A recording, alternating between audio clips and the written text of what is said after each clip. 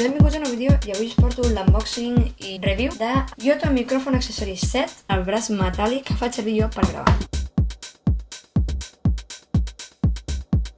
La primera part és això, que és bàsicament perquè el vent no es noti tant amb l'àudio. És com un paravents, però pel micròfon. Després tenim això, que també serveix per parar el vent del micròfon. Tu tens el teu micròfon. Si també esteu buscant un micròfon, a la descripció us deixo un vídeo amb la recomanació del que faig servir jo. Teniu el vostre micròfon, li poseu això, sembla un xampinyó i ara el vent no es nota tant. Això, si us hi fixeu bé, és on els cantants, per exemple, posen el seu micròfon, no? D'acord, del braç metàl·lic en si. Tenim això, que és el peu, que bàsicament, després, tranquils, que el muntaré.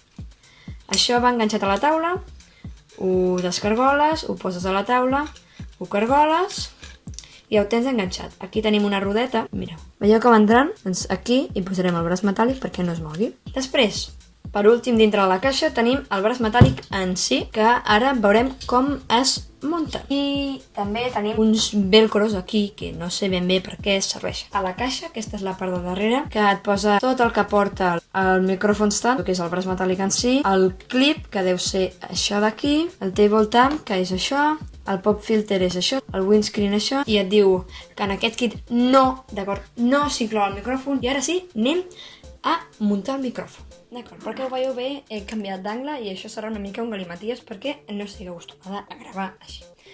Primer de tot, trieu on posareu el micròfon. Agafeu el peu i el poseu en un lloc que encaixi bé. El poseu a dintre i el colleu per sota. Molt bé.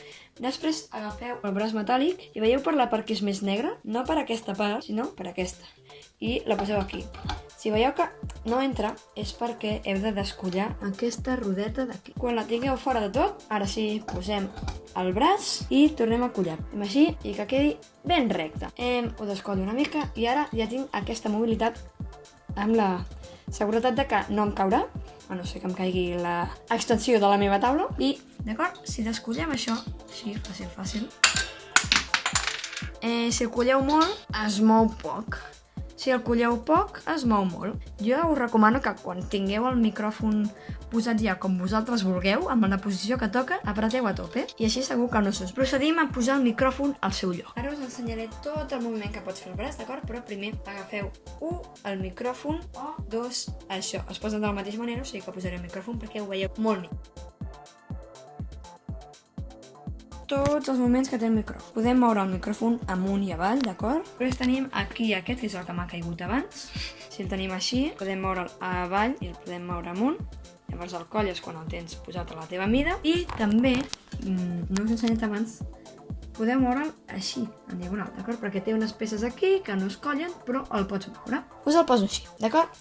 També té el moviment de moure cap a un cantó i cap a l'altre, que aquest depèn de la primera rodeta que hem fet girar aquí darrere, d'acord? I ara sí, hem acabat amb l'unboxing. Bueno, aquest és el braç metàl·lic que faig servir jo per gravar. A mi personalment em va molt bé, em va valdre 20 euros. Us ho deixaré a la descripció el link d'Amazon, si no m'equivoco, i algun altre si en trobo.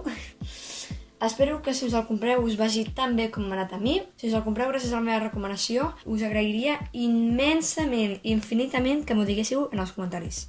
Ara sí, sisplau, doneu-li like si voleu, subscriviu i si no, doncs mala sort per mi, però espero que tu disfrutis i ara sí, fins una altra.